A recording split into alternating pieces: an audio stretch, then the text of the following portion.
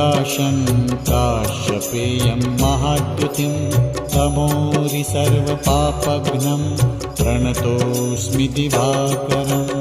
ॐ ह्रां ह्रीं ह्रौं स्वः सूर्याय नमः।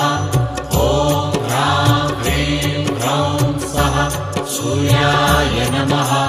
जपाकुसुमसङ्काशं काश्यपेयं महाद्युतिं तमोरि सर्वपापघ्नं प्रणतोऽस्मि दिवाकरम्।